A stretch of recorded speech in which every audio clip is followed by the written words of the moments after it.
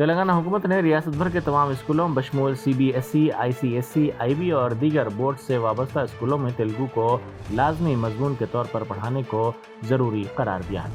इस इक़दाम का आगाज़ 2018 में तेलंगाना स्कूलों में तेलुगु की लाजमी तदरीस और सीखने के एक्ट के निफाज के साथ हुआ, जिसका मकसद तलबा में तेलुगु ज़बान और सकाफ़त को फ़रोग़ देना है।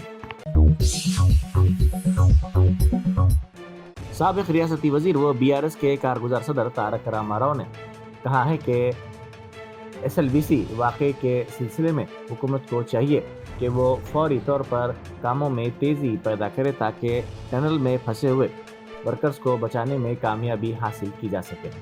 उन्होंने इल्ज़ाम लगाया कि ये जो वाक़या पेश आया है हुकूमत और बिलखुसूस महकमे की गफलत की वजह से पेश आया है।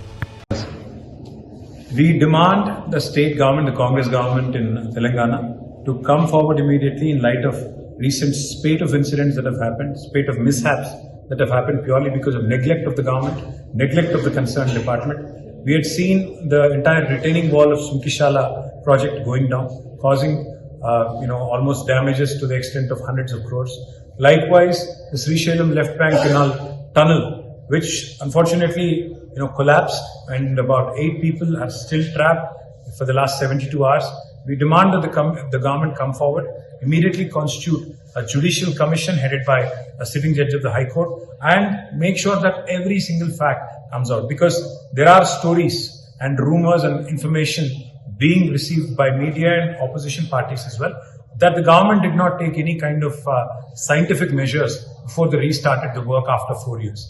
Geological Survey of India's experts, who supposedly are supposed to come in, visit, inspect, and then give the go-ahead, apparently have not been called. No go-ahead was obtained, and the government recklessly forced the agency to start the work. Unfortunately, because of the negligent attitude of the department, of the agency, lack of oversight, lack of supervision, today a disaster has happened, causing hundreds of crores of damages to the exchequer's money. Not only that, 8 precious lives are still trapped. We demand that the government come forward and constitute a judicial commission headed by a sitting High Court judge, and come out with all facts and figures, and ensure that these 8 lives are also saved as soon as possible with serious and intense rescue efforts.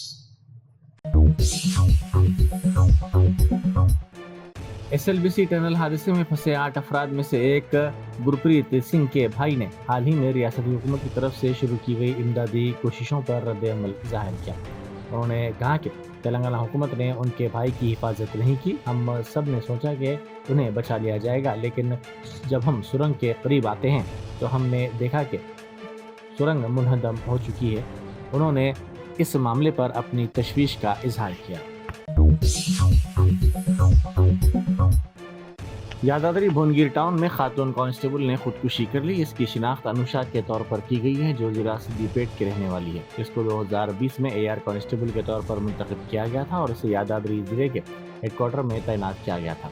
Police की इब्तदाई तहकीकात में ये बात सामने आई कि इसके खानदान वालों ने इसकी शादी का फैसला किया था, जिस पर मायूसी के आलम में इसने ये इंतहाई इक़दाम किया।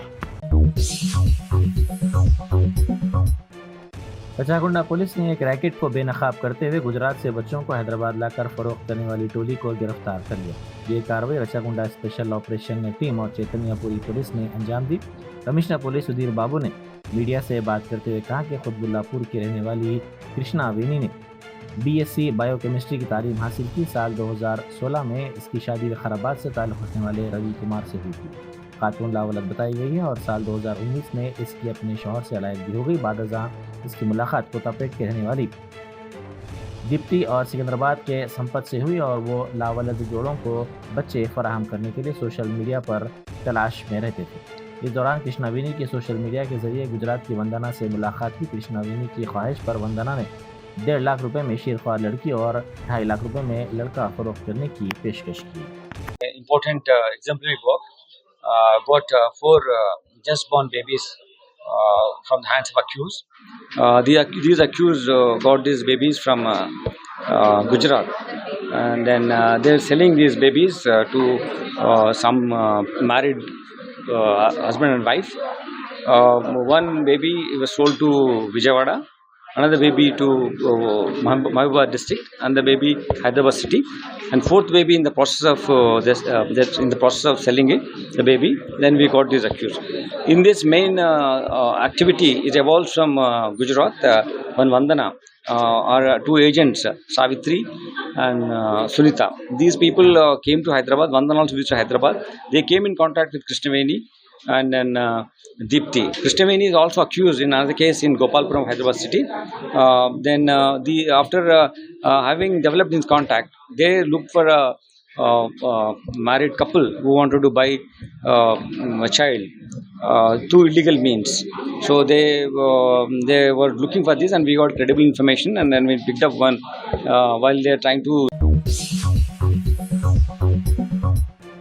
2 साल के वक्फे के बाद 6.5 लाख से ज़्यादा ओलियो रेडली समंदरी कछुए इज्तिमाई अंडे देने के लिए रोशनी कलिया बीच पहुंच गए हैं। अब तक ये ओडिशा के गंजाम ज़िले में वाक़ रोशनी कलिया बीच पर ओलियो रेडली कछुओं की सबसे ज़्यादा आमद शुमार की जा रही है। महफूज घोंसला साजी को यकीनी बनाने और जानवरों के हमले से बचाने के लिए इसे समंदरी साहिल के 5 किलोमीटर के इलाके को बाड़ लगाकर महफूज किया गया है और फील्ड फॉरेस्ट औजार इस पर नजर रखे हुए हैं।